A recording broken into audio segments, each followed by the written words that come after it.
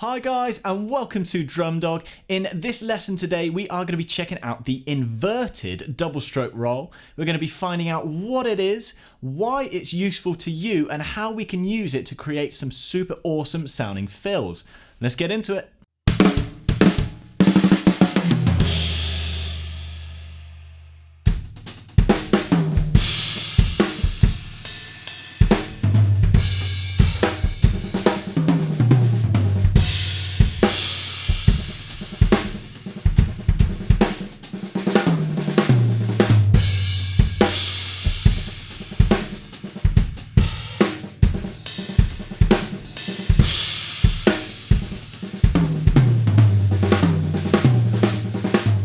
So first things first, what is an inverted double stroke? I mean, it obviously lends itself to the original double stroke roll, which is just our nice and happy right, right, left, left, right, right, left, left.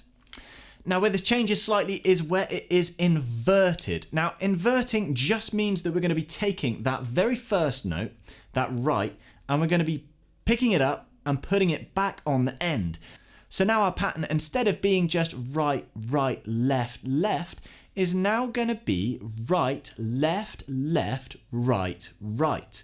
Now, if you weren't to get any reference of which was the main beat there, it would sound exactly the same. Like I could say to you right now, am I playing a regular double stroke or an inverted double stroke? I mean, I'm not even sure myself at this point because there's no context of the beat.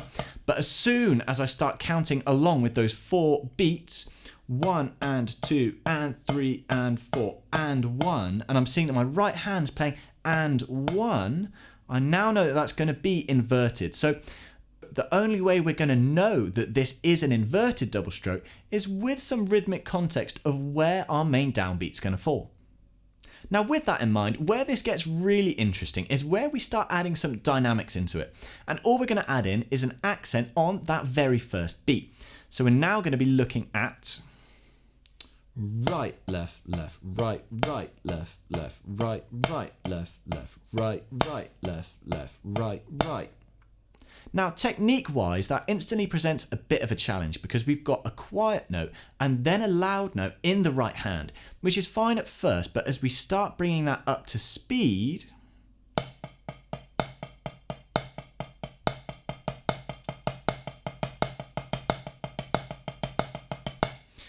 we soon hit a brick wall of how fast we can actually play that quiet loud stroke. This is where a handy little technique that we also use to play fast shuffle comes in handy. Now this technique is going to look a little bit like this.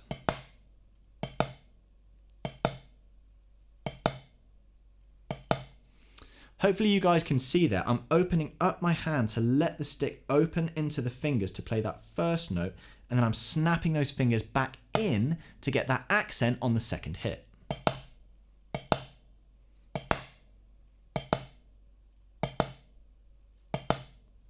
This now lends itself perfectly to that inverted double stroke.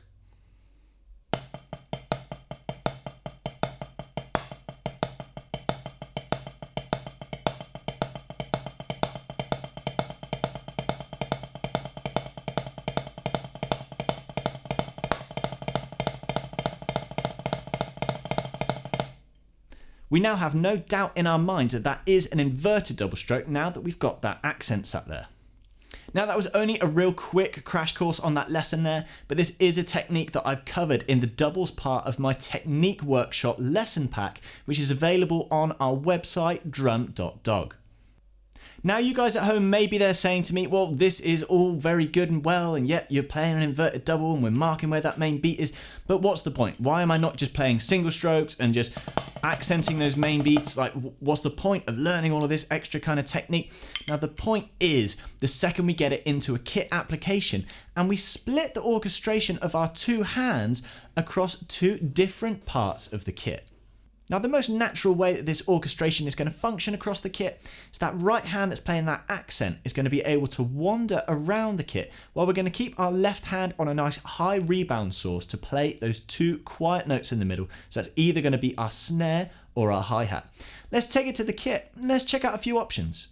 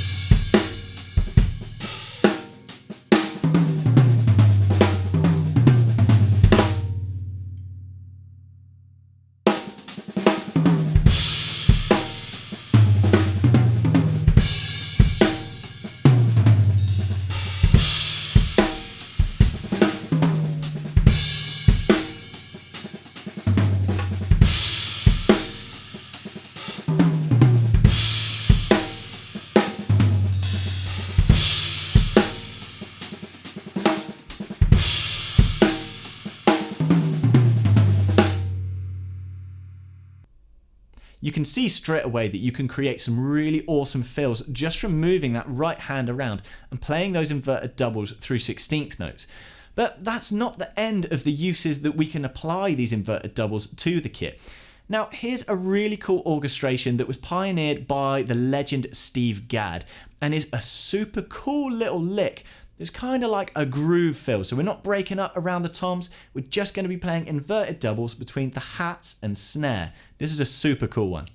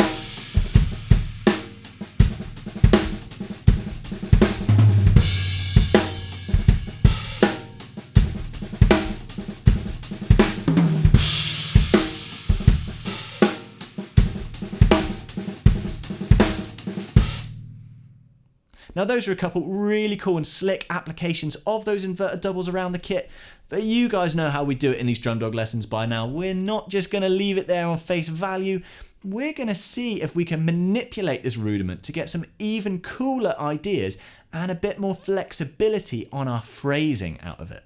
Now, if phrasing is a new drum kit term to you, I really recommend that you go and check out our phrasing kit lesson, which is going to be in the description before moving on to the final section of this lesson.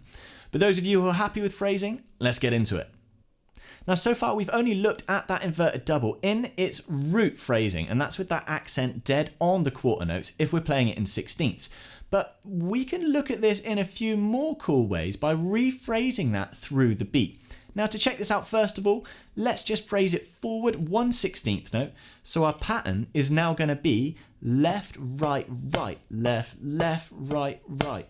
1 E and a 2 E and a 3 E and a 4 E and. So those accents are now going to be falling on our 8th note off beats. Let's take that to the kit.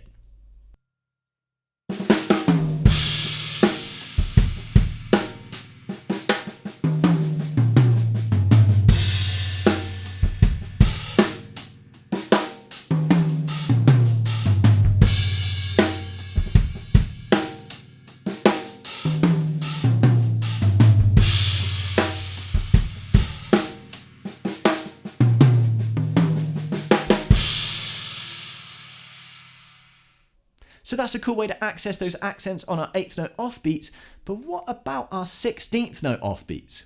Now, this phrasing creates a really cool little sticking because we're basically back to a left lead double stroke.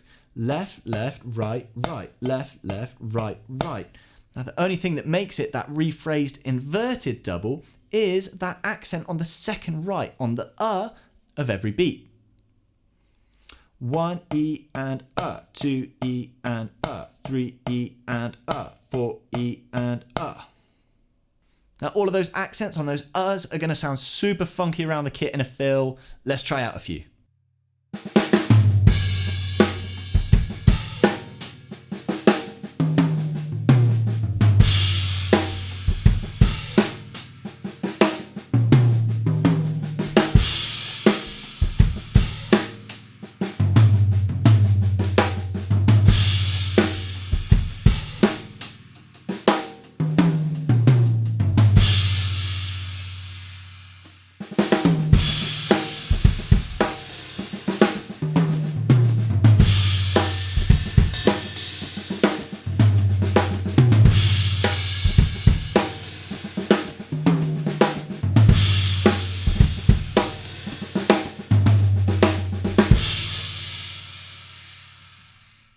Now, rephrasing these inverted doubles is an incredibly powerful device for getting more ideas and a lot more vocabulary out of this one rudiment.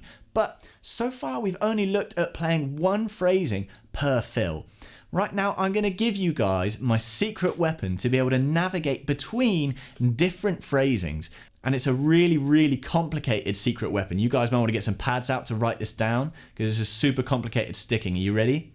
Right, left. Do you want that again? That's right, left. So it really is as simple as 2 single strokes added on to the end of our inverted double to be able to flip the accent and the phrasing of that inverted double on 1/8 note. So say we'll be going from it in a root position where we're playing 1 E and a 2 E and a 3 E and a 4 E and. Then we'll add in a right left to move that accent and phrasing onto the ands. 1 E and a 2 E and a 3 E and a 4 E and. And then we'll be able to use the same singles again to push it back to the main beat. Now, although that may sound complicated in playing, it really is as simple as just adding in 2 single strokes after the end of an inverted double to be able to flip that accent forward 1/8 note. Now, really take your time to get comfortable with that concept on a pad before you take it to the kit, because just getting around that sticking and breaking up that regular accent sticking with a little group of 2 singles and then back into it can be a little bit disorientating, but as soon as you get the hang of it, we're able to shift those accents forward that 8th note to create some much more interesting and musical accent phrases.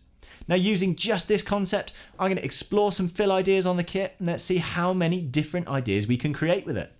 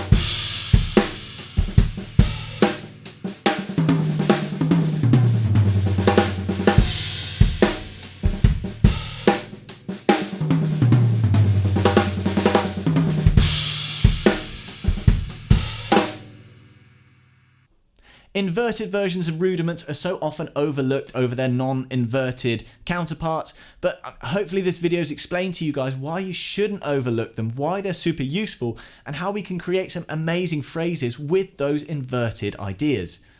I hope you guys have enjoyed this lesson. If you did, don't forget to subscribe to the channel and we'll see you for the next one.